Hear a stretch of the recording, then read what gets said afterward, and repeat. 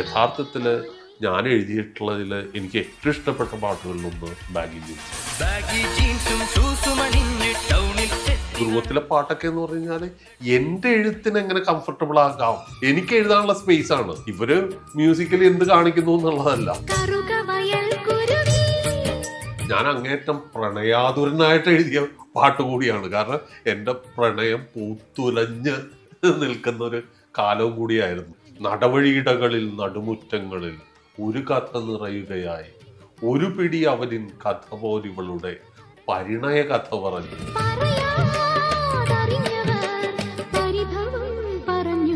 പറഞ്ഞത് തന്നെ അറം പറ്റിയതുപോലെ ആവുകയും ചെയ്തു. റെക്കോർഡിങ്ങിന്റെ അവിടെ നിന്ന് ഇവിടെ വന്ന് കല്യാണം കഴിച്ച് തിരിച്ചു പോയ മനുഷ്യനാണ് ഞാൻ.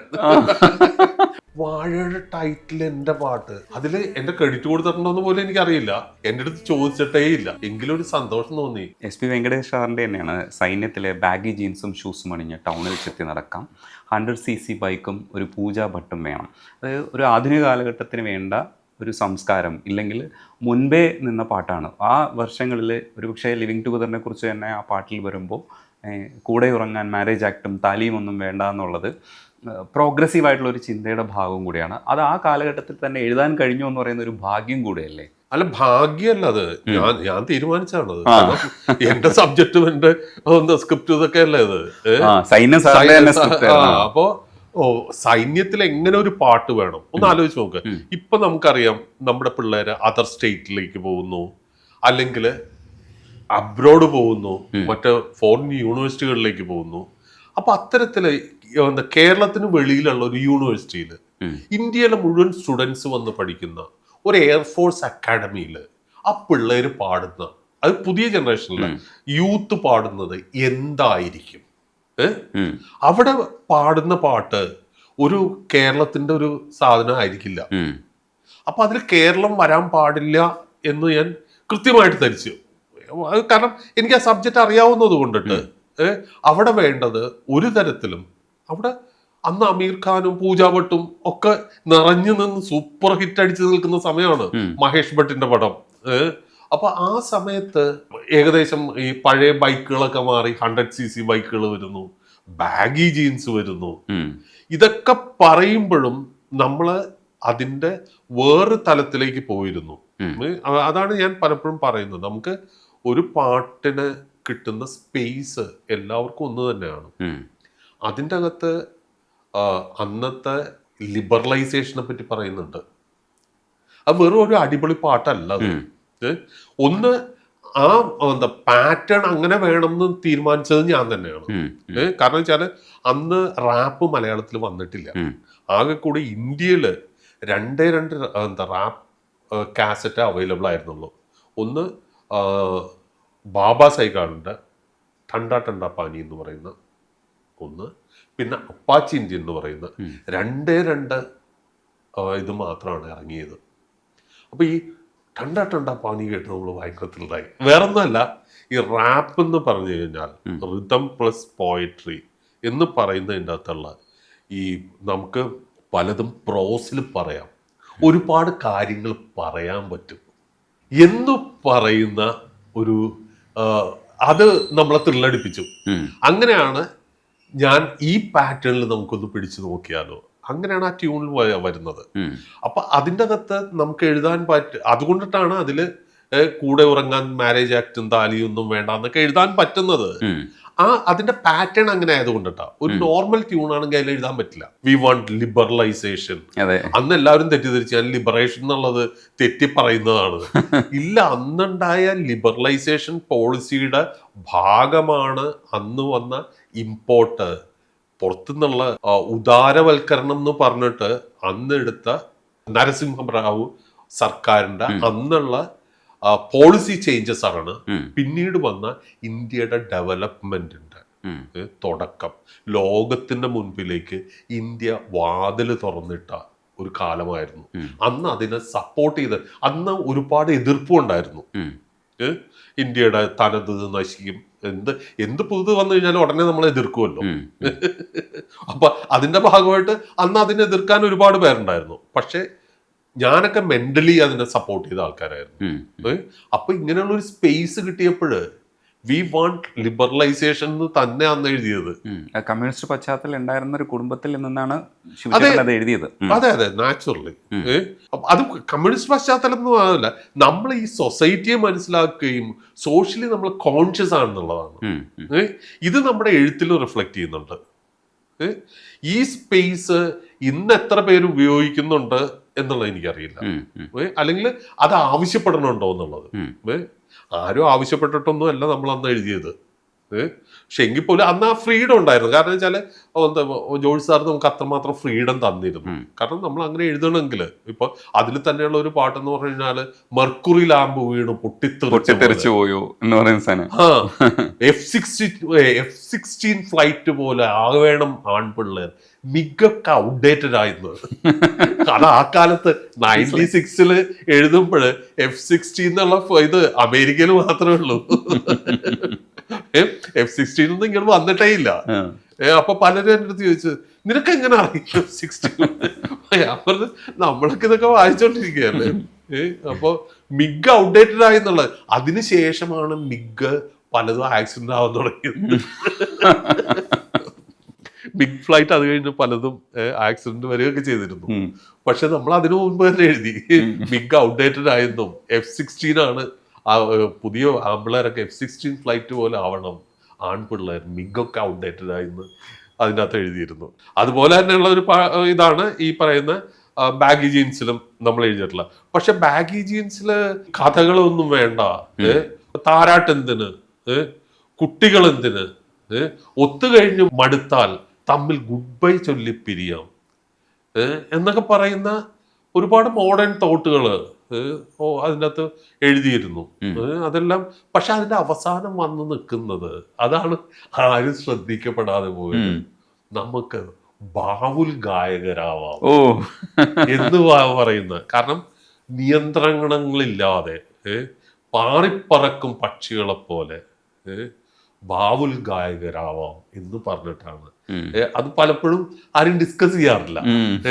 അതിനെ വേറെ തലത്തിൽ കൊണ്ടുവന്നിട്ടാണ് ആ പാട്ട് നിൽക്കുന്നത്. 100cc ബൈക്കും പൂജാ ഭട്ടിൽ തുടങ്ങിയിട്ട് എല്ലാം മറന്ന് പാടി പക്ഷികളെ പോലെ നിന്ന് ആടുന്ന ബാവുൽ ഗായകരായിട്ട് മാറാം എന്ന് പറയുന്നതിലാണ് ആ ഇത്രയും വരുന്ന 5 മിനിറ്റിൽ നമ്മൾ ആ സാധനം കൊണ്ടുവന്ന് നിർത്തിയിരിക്കുന്നത്. യഥാർത്ഥത്തില് ഞാൻ എഴുതിയിട്ടുള്ളതിൽ എനിക്ക് ഏറ്റവും ഇഷ്ടപ്പെട്ട പാട്ടുകളിലൊന്ന് ബാഗി ജീൻസ് ആണ്. കാരണം അതില് ആ ക്രാഫ്റ്റ് അത്രയും കാര്യങ്ങൾ അതിൻ്റെ അകത്ത് പറയുന്നുണ്ട്. പിന്നെ ഒരു പാട്ടിന്റെ ഈ ലിമിറ്റഡ് സ്പേസിൽ നിന്നിട്ട് നമുക്ക് എന്തൊക്കെ പറയാൻ സാധിക്കും എന്ന് എനിക്ക് അന്ന് അത്രയും പറയാൻ സാധിച്ചല്ലോ എന്നുള്ളതിൽ എനിക്ക് ഇന്നൊരാശ്ചര്യമുണ്ട്. കാരണം വെച്ചാല് അത്ര ആ ഫ്രീഡം നമുക്കുണ്ടായിരുന്നു. ആ ഫ്രീഡം മറ്റുള്ളവർ ഇതാക്കി തന്നിരുന്നു. ഇന്ന് സിനിമയിൽ അതുപോലത്തെ പാട്ട് വരാത്തത് ആ ഫ്രീഡം പിള്ളേർക്ക് കൊടുക്കാത്തത് കൊണ്ടിട്ടായിരിക്കാം, അല്ലെങ്കിൽ സിനിമ അത് ആവശ്യപ്പെടാത്തത് കൊണ്ടിട്ടായിരിക്കും. ഇതേ സാറ് തന്നെയാണ് നേരെ SP വെങ്കടേഷ് സാറിൻ്റെ കൂടെ തന്നെ ധ്രുവം ചെയ്യുമ്പോൾ, അതും ജോഷി സാറിൻ്റെ പടത്തിൽ തന്നെ ചെയ്യുമ്പോൾ തളിർവെറ്റിലയുണ്ടോ വരദക്ഷിണ വെക്കാൻ എന്ന് എഴുതുന്നത്. ഇത് ഒരു ക്രാഫ്റ്റാണ് ശരിക്കും പറഞ്ഞാൽ. സാർ അപ്ലൈഡ് ആർട്ടാണെന്ന് പറഞ്ഞാലും ഇതൊരു ക്രാഫ്റ്റാണ്. അത് രസമുള്ള പാട്ടാണ്. കറുകവയൽ കുരുവി, മുറിവാലൻ കുരുവി, കതിരാടും വയലിൽ ചെറുവാല്ലിക്കാരി, തളിർവെറ്റിലയുണ്ടോ വരദക്ഷിണ വെക്കാൻ എന്ന് പാടുന്നത്. ശരിക്കും ജോഷി സാറിൻ്റെ കൂടെ ആ കാലഘട്ടത്തിൽ എന്താ പറയുക, നിരന്തരമായി സഞ്ചരിക്കുന്ന ഒരാളായിട്ട് ശിവചേട്ടൻ മാറിക്കഴിഞ്ഞ ഒരു കാലഘട്ടത്തിലാണ് ഈ ദ്രോഹമൊക്കെ സംഭവിക്കുന്നതെന്നാണ് മനസ്സിലാക്കുന്നത്.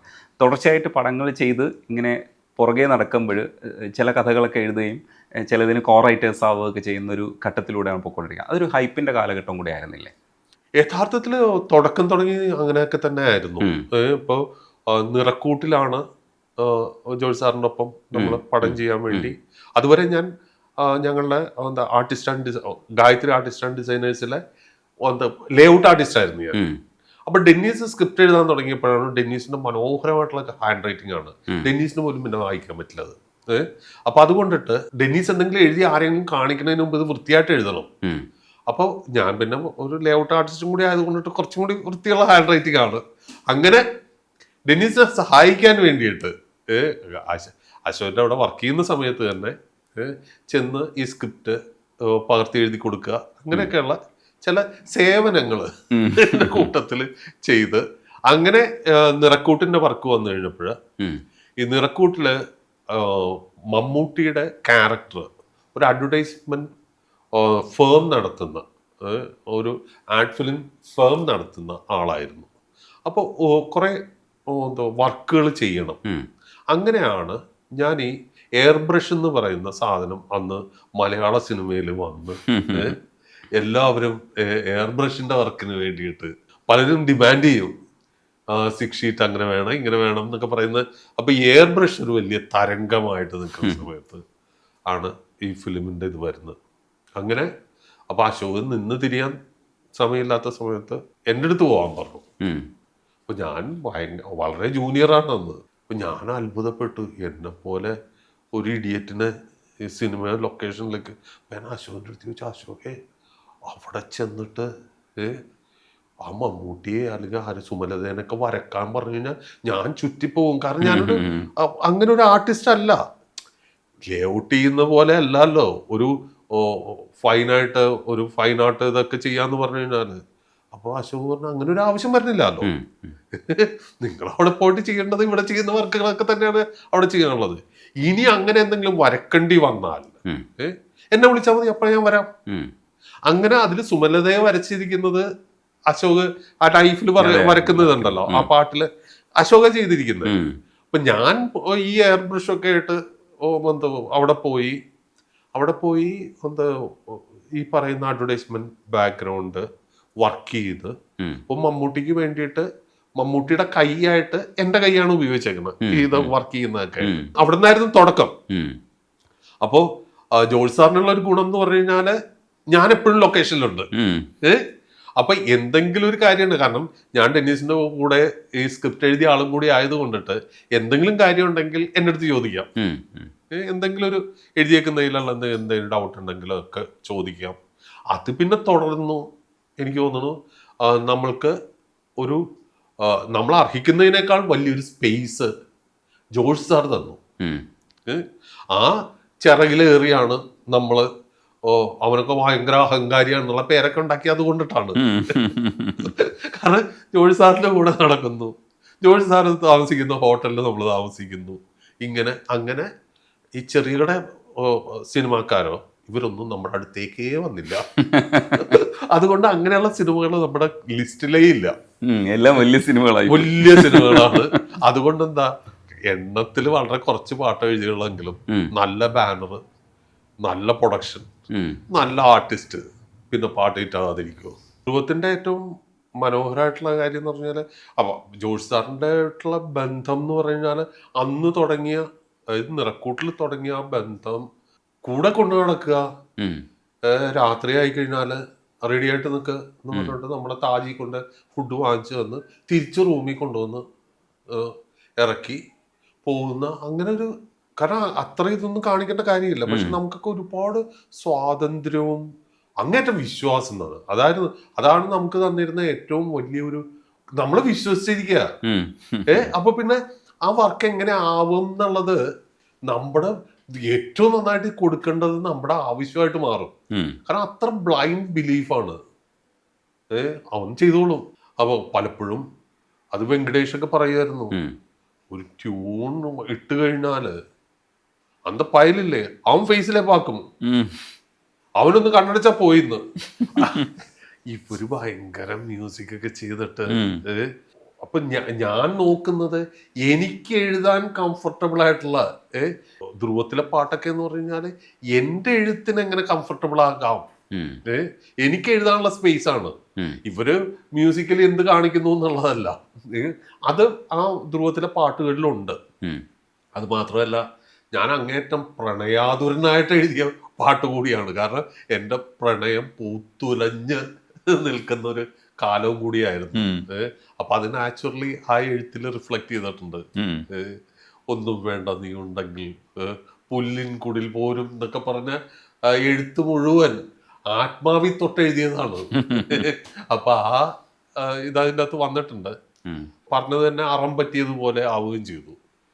കാരണം വെച്ചാല് നടവഴിയിടകളിൽ നടുമുറ്റങ്ങളിൽ ഒരു കഥ നിറയുകയായി, ഒരു പിടി അവനിൻ കഥ പോലിവളുടെ പരിണയ കഥ പറഞ്ഞു, പറയാതറിഞ്ഞവർ പരിഭവം പറഞ്ഞു. ഉം. കാരണം വെച്ചാല് ഒന്നും പറയാതെ അവിടെ നിന്ന് റെക്കോർഡിങ്ങിന്റെ അവിടെ നിന്ന് ഇവിടെ വന്ന് കല്യാണം കഴിച്ച് തിരിച്ചു പോയ മനുഷ്യനാണ് ഞാൻ.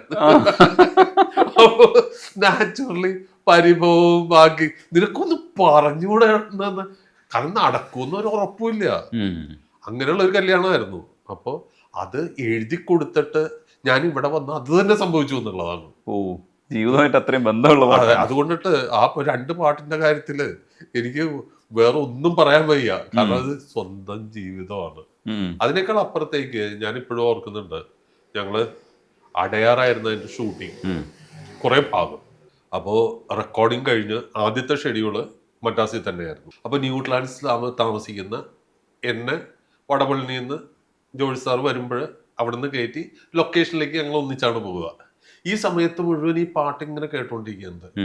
അന്ന് ജോർജ് സാറ് എൻ്റെ അടുത്ത് പറഞ്ഞു, ഈ സാധാരണ പാട്ട് കുറച്ച് പ്രാവശ്യം കേൾക്കുമ്പോഴും മടുക്കും, പിന്നെ പിക്ചറൈസ് ചെയ്യണ്ടേ, ഷോർട്ട് ഡിവൈഡ് ചെയ്ത് കൺസീവ് ചെയ്യാൻ വേണ്ടിയിട്ട് വീണ്ടും വീണ്ടും കേട്ടോണ്ടേ ഇരിക്കേണ്ടി വരും. പക്ഷെ ഈ പാട്ടുകളുണ്ടല്ലോ എത്ര കേട്ടിട്ടും മടുക്കുന്നില്ല എന്ന്. അന്ന് ജോർജ് സാറ് പറഞ്ഞ ആ സാധനം, ആ ഒരു കാര്യം എനിക്ക് തോന്നുന്നു മനുഷ്യർക്ക് ഇപ്പോഴും മടുത്തിട്ടില്ല പാട്ട് എന്ന് തോന്നുന്നു. തീർച്ചയായിട്ടും ഇന്ന് നമുക്ക് കേൾക്കുമ്പോഴും, എനിക്ക് കേൾക്കുമ്പോൾ പോലും അതിനൊരു ഫ്രഷ്നെസ് ഇപ്പോഴും ഫീൽ ചെയ്യാറുണ്ട്. അതിപ്പോ എന്റെ ഫീലിംഗ് ഒരു പക്ഷെ അതിന്റെ ലൈഫുമായിട്ട് ചേർന്ന് നിൽക്കുന്നത് കൊണ്ടിട്ടായിരിക്കാം. പക്ഷെ പലരും പറയാറുണ്ട് അവർക്ക് അത് വളരെ ഇഷ്ടമുള്ള ഒരു വർക്കാണെന്ന്. ആ ഒരു സന്തോഷം ആ പാട്ടിന്റെ കാര്യത്തിലുണ്ട്. തുമ്പിപ്പെണ്ണെ വാവായും ഹിറ്റായിരുന്നു. അതെ, അതും രസമുള്ളൊരു പാട്ടായിരുന്നു. ഈ SP വെങ്കടേഷ് സാറിൻ്റെ രസമുള്ള മറ്റൊരു പാട്ടാണ്, അത് വ്യത്യസ്തമെന്ന് പറയാൻ പറ്റുന്ന പാട്ടാണ്, കണ്ണാടിപ്പുഴയുടെ കടവത്ത് നിൽക്കുന്ന കണിക്കൊന്ന മലരണിഞ്ഞു ആദ്യമായി. അത് എന്തെങ്കിലും സിറ്റുവേഷൻ ആയിരിക്കുമല്ലേ, ഭാര്യയിലുള്ള പാട്ടാണ്. അതെ, അതെ. ഒരു പുതിയ ജന്മം വല്ലതും ഉണ്ടായപ്പോഴായിരിക്കാം അതെ, അതെ, എഴുതിയിട്ടുണ്ടാവുമെന്ന്. അത് അത് അത് എന്താ ആ സബ്ജക്റ്റ് അങ്ങനെയായിരുന്നു.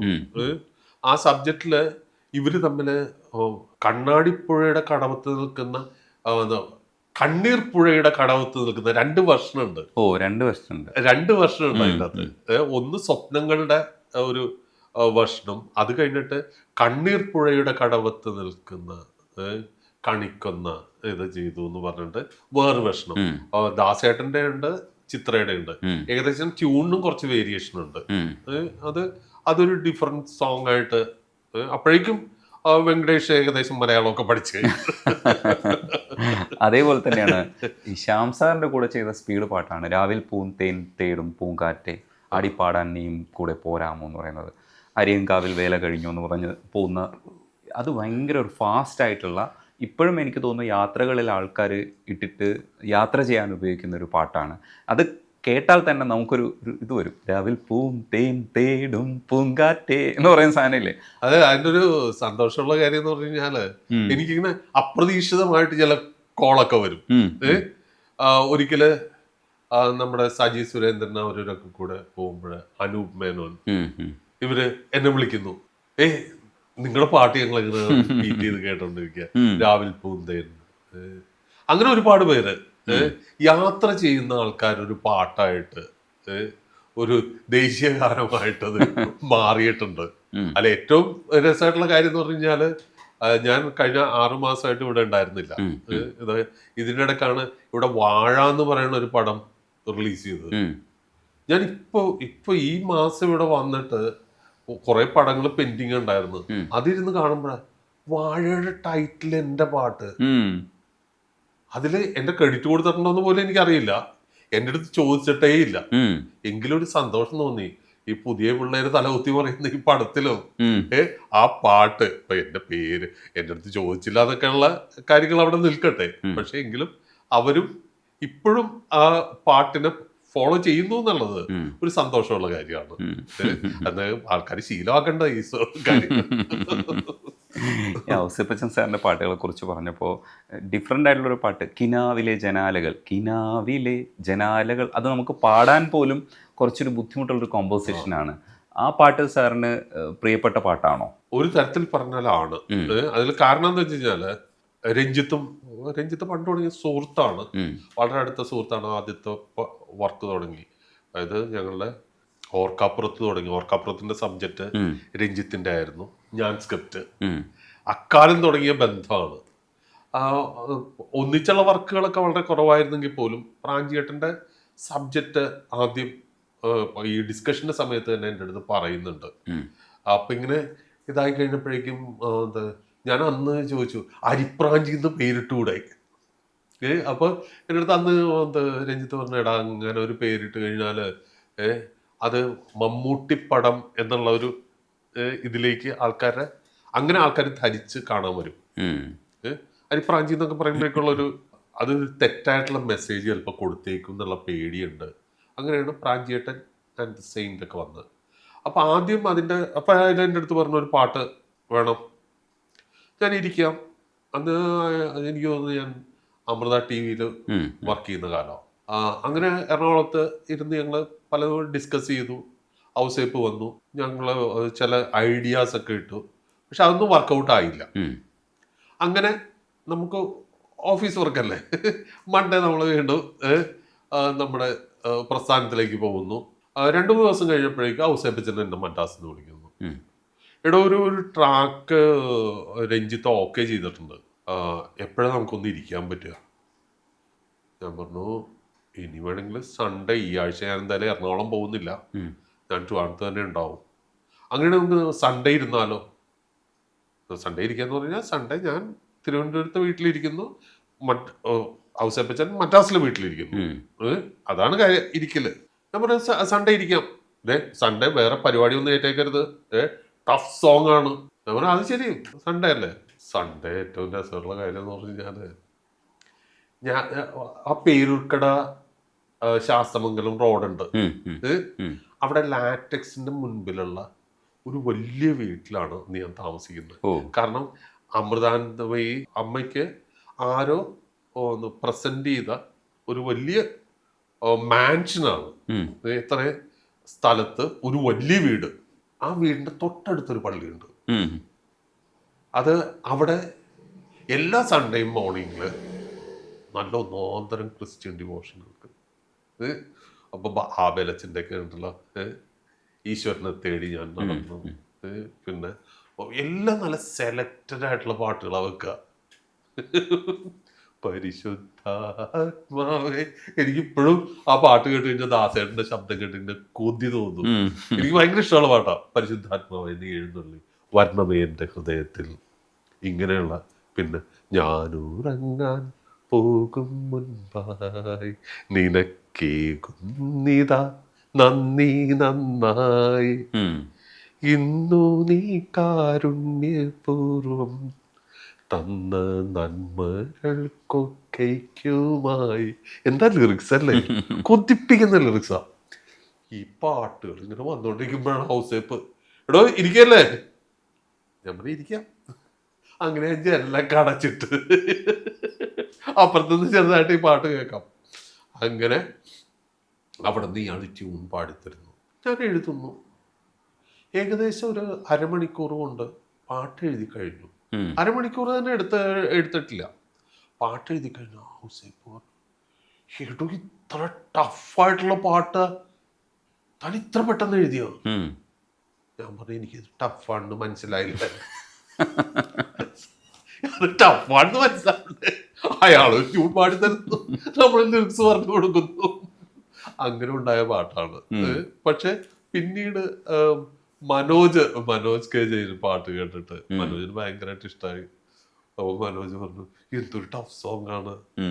അപ്പൊ ഔസേപ്പിന്റെ ഒരു കാര്യം എന്ന് പറഞ്ഞാല് അതിലെ ഒരു ന്യൂആൻസസ് നഷ്ടപ്പെടാതെ അയാളിട്ടേക്കണ ആ ട്യൂണിന്റെ ഡൈനാമിക്സും അതിന്റെ ന്യൂആൻസസ് ഒന്നും നഷ്ടപ്പെടാതെ കൃത്യമായിട്ട് ലിറിക്സ് വന്നു എന്നുള്ളതാണ് അയാളുടെ ഹാപ്പിനെസ്. എന്തായാലും അതൊരു ചലഞ്ചിങ് ആയിരുന്നു എന്ന് ഔസേപ്പ് പറഞ്ഞപ്പോഴാണ് മനസ്സിലായത്.